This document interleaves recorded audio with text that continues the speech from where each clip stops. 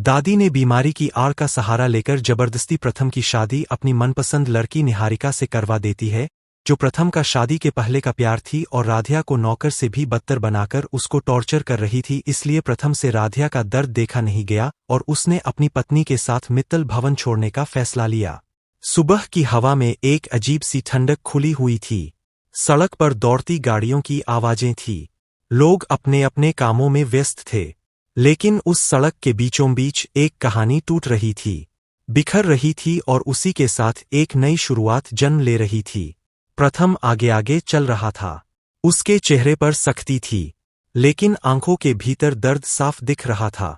एक हाथ में सूटकेस था, दूसरा हाथ उसने राधिया का कसकर पकड़ा हुआ था, जैसे अगर उसने जरा सी भी ढील दी तो राधिया की पूरी हिम्मत बिखर जाएगी।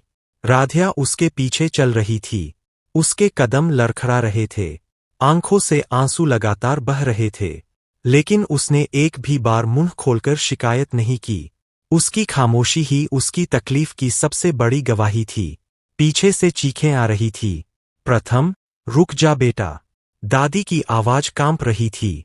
उम्र, बीमारी और डर सब एक साथ उसकी आवाज में उतर आए थे। दादी के साथ रजनी थी, प्रथम की मां। उसने साड़ी का पल्लू संभालते हुए दोनों हाथ आगे बढ़ा दिए, जैसे वह अपने बेटे को पकड़ लेगी। प्रथम, तुम यह क्या कर रहे हो? यह घर तुम्हारा है, तुम्हारी पहचान है, तुम इसे छोड़कर नहीं जा सकते। लेकिन प्रथम नहीं रुका। उसका दिमाग अतीत के उन पलों में चला गया जहां से इस दर्द की शुरुआत हुई थी। वो दिन आज भी उसे साफ याद था। दादी बिस्तर पर लेटी थी, माथे पर पट्टी बंधी हुई थी। घर के सारे लोग कमरे में इकट्ठा थे। माहौल में डर और मजबूरी फैली हुई थी। डॉक्टर ने साफ कहा है, दादी ने भारी सांस लेते हुए कहा था, मेरा ज्यादा समय नहीं बचा। मरने से पहले मैं अपने पोते को अपनी पसंद की बहू के साथ देखना चाहती हूं। रजनी ने तुरंत बात पकड़ ली थी, मां की आखिरी इच्छा है। प्रथम, तुम मना नहीं कर सकते। प्रथम ने उसी पल कहा था, मैं पहले से शादीशुदा हूं। राधिया मेरी पत्नी है। अगर आप भी राधिया का साथ देना चाहते हैं तो राधिया के लिए इस वीडियो को सिर्फ एक लाइक करके चैनल को भी सब्सक्राइब कर लीजिए और नीचे कमेंट बॉक्स में आई सपोर्ट राधिया जरूर लिखें। कमरे में सन्नाटा छा गया था। फिर दादी की आंखों से आंसू बहने लगे थे। तो क्या मैं बिना यह देखे मर जाऊं कि मेरा पोता निहारिका के साथ बस गया? निहारिका, वह नाम जैसे झर बनकर पूरे घर में फैल गया था। कभी वही लड़की प्रथम का प्यार थी। कॉलेज के दिन, सपने, कस्में, सब कुछ निहारिका से जुड़ा था। लेकिन हालात बदले, गलतफहमियां हुई और दोनों अलग हो गए।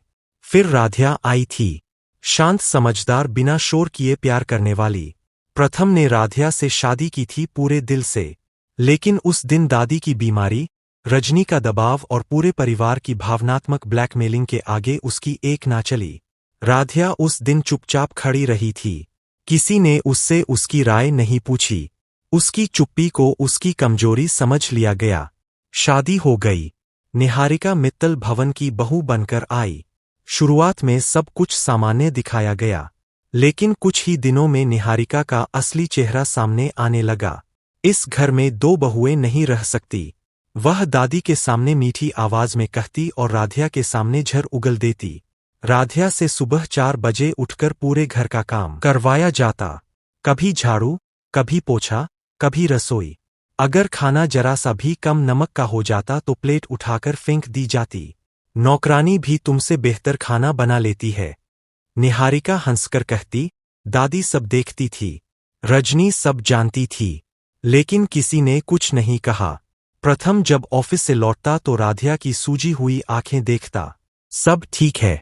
राधिया हमेशा यही कहती, लेकिन उसके कांपते होंठ सच बता देते थे। एक रात प्रथम ने राधिया के हाथों पर निशान देख लिए। यह क्या है? राधिया ने हाथ पीछे कर लिया। कुछ नहीं, काम करते वक्त लग गया। उस रात प्रथम सो नहीं पाया। उसे एहसास हो गया कि उसकी चुप्पी, उसकी मजबूरी राधिया को हर रोज मार रही है। और फिर उसने फैसला कर लिया। आज वही फैसला सड़क पर उतर आया था। दादी की आवाज फिर गूंजी, अगर आज तुम चले गए तो मेरे मरने का जिम्मेदार तुम होंगे। प्रथम रुक गया। पहली बार उसने पीछे मुड़कर दादी की आंखों में देखा। दादी, उसकी आवाज भारी थी। आपकी बीमारी का सहारा लेकर आपने मेरी जिंदगी बर्बाद कर दी। आपने उस औरत को इस घर में ला दिया जिसने मेरी पत्नी को नौकर से भी बदतर बना दिया। रजनी चिल्ला पड़ी। मैं तुम्हारी माँ हूँ। प्रथम की आंखों से आंसू बह निकले। और मैं उसका पति हूँ। उसने राधिया की ओर देखते हुए कहा, जिस दिन से मैंने यह रिश्ता निभाया है, उसी दिन से मैंने उसकी जिम्मेदारी ली है।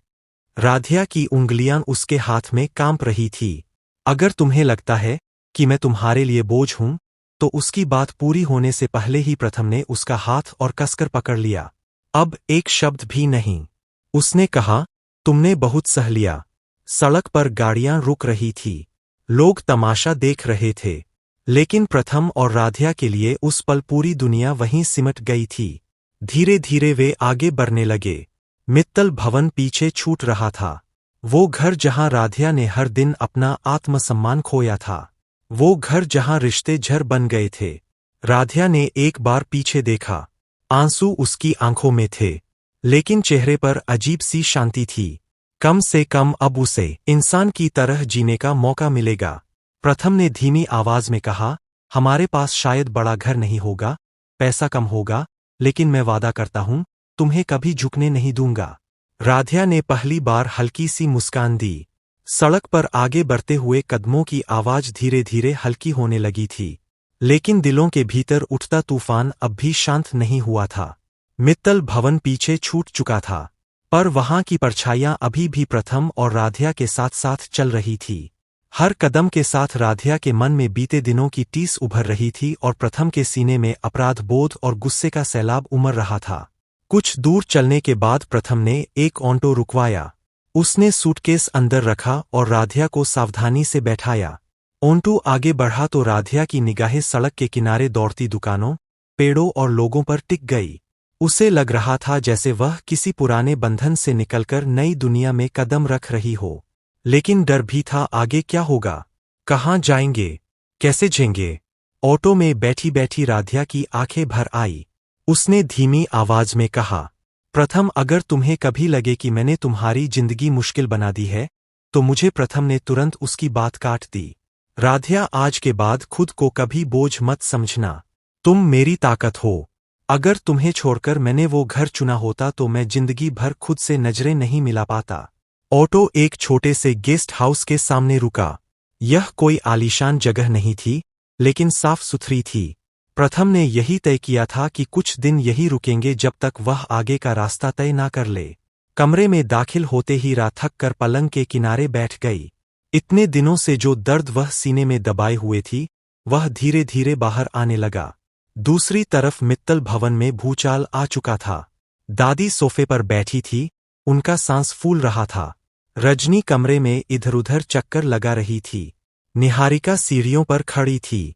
उसकी आंखों में आंसू नहीं थे, बल्कि डर और गुस्से का अजीब सा मेल था। सब तुम्हारी वजह से हुआ। रजनी ने निहारिका की ओर उंगली उठाई। निहारिका ने बनावटी रोते हुए कहा, मैंने क्या किया मम्मी जी, मैंने तो सिर्फ अपना हक मांगा था। दादी ने कांपती आवाज में कहा, हक के नाम पर तूने उस घर की शांति छीन ली। पहली बार दादी की आवाज में पछतावा था। उन्हें एहसास होने लगा था कि बीमारी की आड़ में लिया गया उनका फैसला कितना बड़ा जुल्म बन गया। उसी रात निहारिका ने अपना असली रंग और दिखा दिया। उसने कमरे में फोन पर किसी से बात करते हुए कहा, प्रथम वापस आएगा। वह ज्यादा दिन बाहर नहीं रह पाएगा। मित्तल नाम उसकी पहचान है। वह इसे छोड़ नहीं सकता। लेकिन उसकी आवाज में आत्मविश्वास कम और बेचैनी ज्यादा थी। गेस्ट हाउस के कमरे में राधिया खिड़की के पास खड़ी बाहर देख रही थी। सड़क की लाइटें चमक रही थी। उसने धीमे स्वर में कहा, क्या वो लोग हमें ढूंढने आएंगे? प्रथम ने जवाब दिया, आएंगे, कोशिश करेंगे, लेकिन अब हमारा फैसला अटल है। अगले दिन सुबह प्रथम नौकरी के लिए निकल पड़ा। उसे पता था कि अब हालात पहले जैसे नहीं है। मित्तल भवन का सहारा नहीं रहा, लेकिन आत्मसम्मान अभी भी जिंदा था। राधिया कमरे में अकेली बैठी रही। पहली बार उसके पास समय था अपने लिए सोचने का, अपने दर्द को महसूस करने का। उसी दिन रजनी ने एक बड़ा फैसला लिया। उसने अपने पुराने दोस्त से बात की जिसने कानूनी मामलों में मदद की थी। रजनी को डर था कि अगर प्रथम ने हमेशा के लिए रिश्ता तोड़ लिया तो समाज में उसकी इज्जत मिट्टी में मिल जाएगी। उसने निहारिका से कहा, अगर तुम्हें इस घर की बहू बनकर रहना है तो अब सब कुछ मेरे तरीके से होगा। निहारिका को समझ आ गया कि खेल आसान नहीं रहेगा। इधर राधिया ने धीरे धीरे खुद को संभालना शुरू किया। उसने रसोई में जाकर चाय बनाई, अपने हाथों से, बिना किसी डर के, बिना किसी ताने के। एक साधारण सी चाय उसे आज अमृत जैसी लगी। उसकी आंखों में आत्मविश्वास की एक नई चमक थी। रात को प्रथम लौटा तो उसके चेहरे पर थकान थी लेकिन आंखों में संतोष भी। आज पहली बार लगा कि मैं खुद के दम पर कुछ कर सकता हूं, उसने कहा। राधिया ने मुस्कुराकर कहा, और मुझे पहली बार लगा कि मैं सिर्फ सहने के लिए पैदा नहीं हुई। दूर कहीं मित्तल भवन में निहारिका नींद से करवटें बदल रही थी। आज उसकी बेचैनी किसी अनजाने डर से जुड़ी थी, जैसे बीते हुए कर्मों की परछाइयां अब उसे घेरने लगी हों। कभी जिस आग को उसने अपनी जीत समझा था, वही आग अब उसके आत्मविश्वास को राख करने को तैयार थी। आने वाले दिन सिर्फ सवाल नहीं, बल्कि जवाब भी लेकर आएंगे, कुछ कड़वे, कुछ चौंकाने वाले। प्रथम और राधिया की जिंदगी ने नया मोड़ ले लिया था, और मित्तल भवन की दीवारें जल्द ही उन रहस्यों की गूंज सुनने वाली थीं, जिन्हें अब तक खामोशी में दबा दिया गया।